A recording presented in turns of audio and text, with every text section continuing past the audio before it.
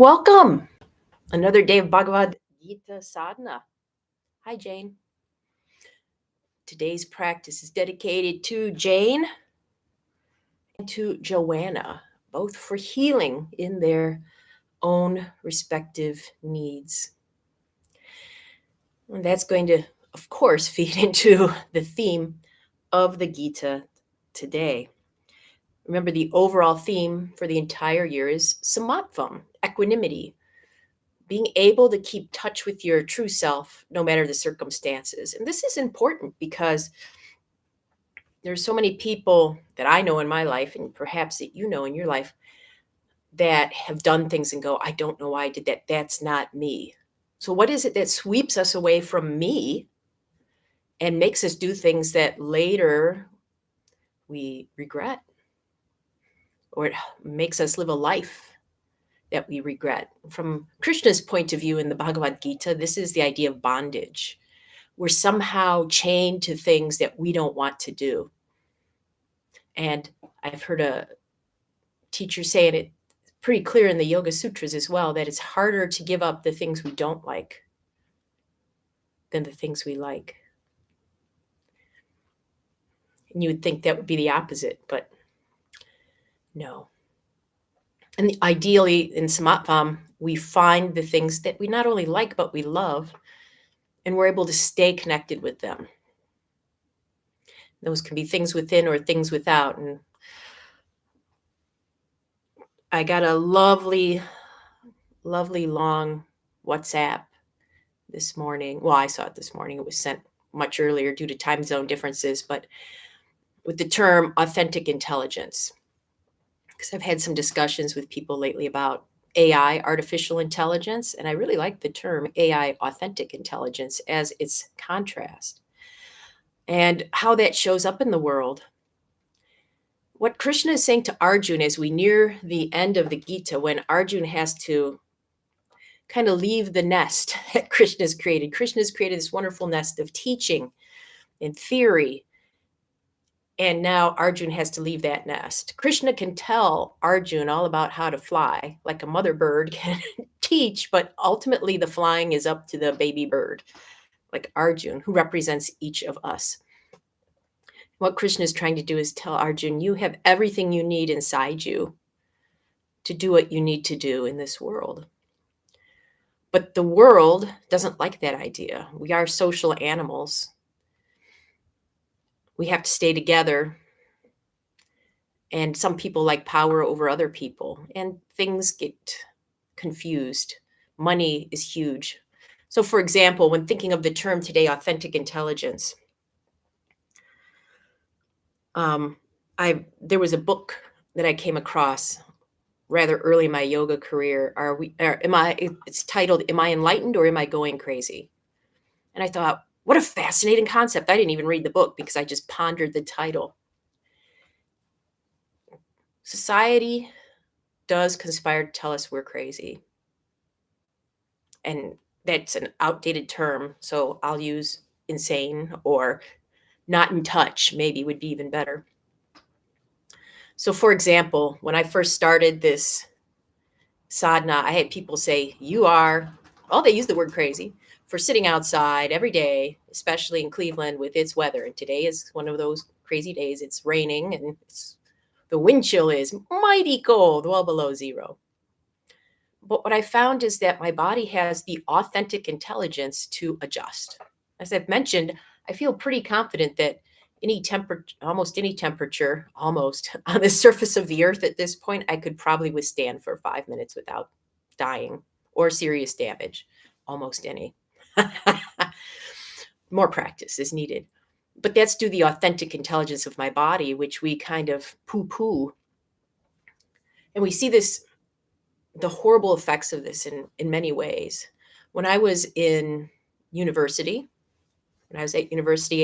I had, my roommates actually were pretty much people from what we would call today different races, although it used to be just one human race. Now it's all different races.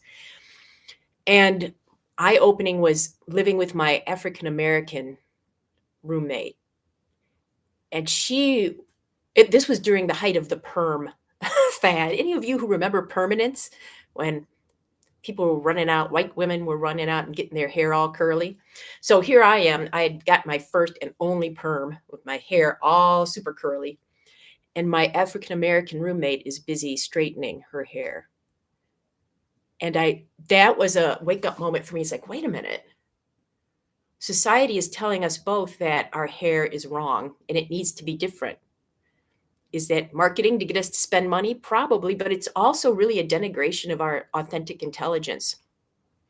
My hair came from centuries, millennia of where my family lived and what was necessary to survive, like dark hair. Living near the Mediterranean, dark hair helps shield the scalp from sunburn.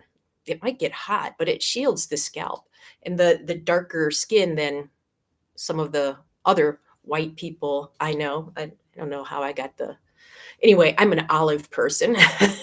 That skin's more adaptive for living near the equator, and darker skin for brighter sun, longer days.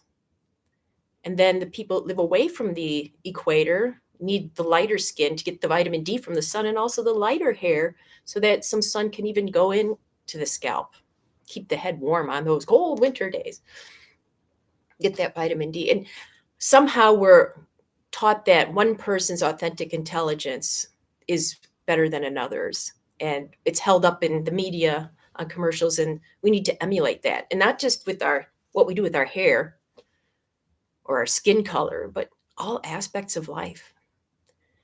The Bhagavad Gita is revolutionary because it does talk to us about you have to tune into your authentic intelligence. Many indigenous people that live in this land um, had that idea that everyone was respected because everyone had authentic intelligence. People that we would now label psychotic, people that we would label transgender were accepted and even given places of honor because they could do things others couldn't. And I've read about this in Aboriginal societies in other continents as well. That trusting of authentic intelligence has given way long before computers, but to other artificial intelligence. And what Krishna is saying to Arjun here toward the end of the Gita is, what are you going to trust in? What are you going to trust in? When you look back on your life 30 some years from now, which is pretty much when Arjun died, what are you going to respect and what are you going to regret? And it seems fitting, since we're coming toward the conclusion of the Gita, to start thinking this way. What do I need to do to plug into that authentic intelligence? Healing is part of authentic intelligence. And it's easy for the medical establishment to take credit for all this healing when they're just facilitating our own body's natural work. Come on, body, let's go out. My cat says my natural intelligence is greater than yours. I'm staying inside where it's warm. But this is good. Austerity can get us in touch with what we're made of. Pose time and then 5 minutes of reflection.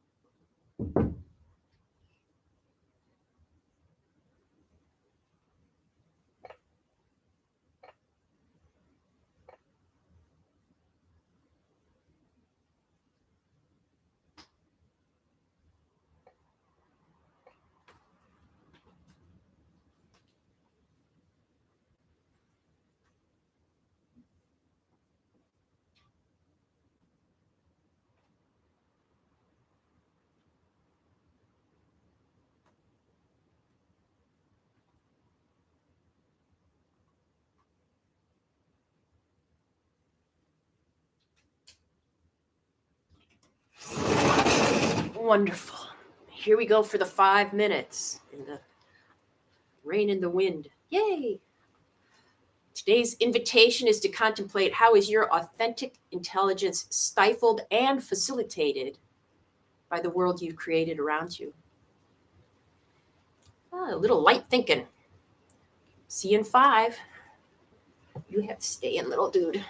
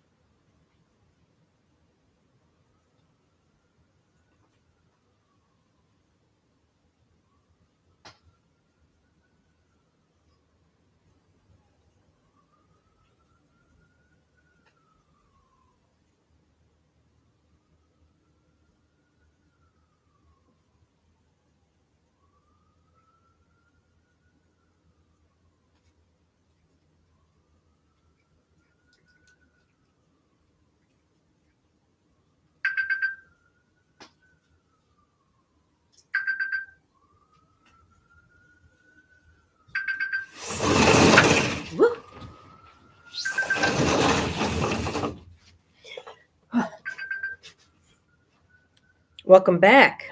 I had the fun experience of my body not experiencing cold at all today. It's very interesting because my mind, my inheritance, inauthentic intelligence from society was telling me I should be cold, I should be cold. And my body was like, nah, not so much. And really quick, one more topic because I've been asked quite a bit about parenting. That the human species is interesting because we seem to have lost the inner guidance for parenting, and everybody is probably giving us advice when we're parents. I know even as a pet parent, people are like, do this with your cat, do that with your cat. There are books.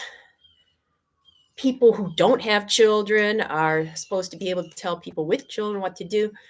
And I think about the animal world, like the baby bird pictures Jane sent, and even cats. I mean, mama cats have their kittens. They know exactly how to take care of them, and they know exactly when it's time to kick them out. How did we lose touch with such a basic thing? What have we done to ourselves? How do we lose trust in ourselves like this? And it carries over to other aspects of life, and it really takes us away from that inner peace. May you know the boundless, authentic intelligence within you. May you be able to contact it. May it guide you so that you do achieve your unique, wonderful potential in this cosmos. It's a pleasure and an honor, and I hope I get the pleasure and an honor again tomorrow. Until I get to see you.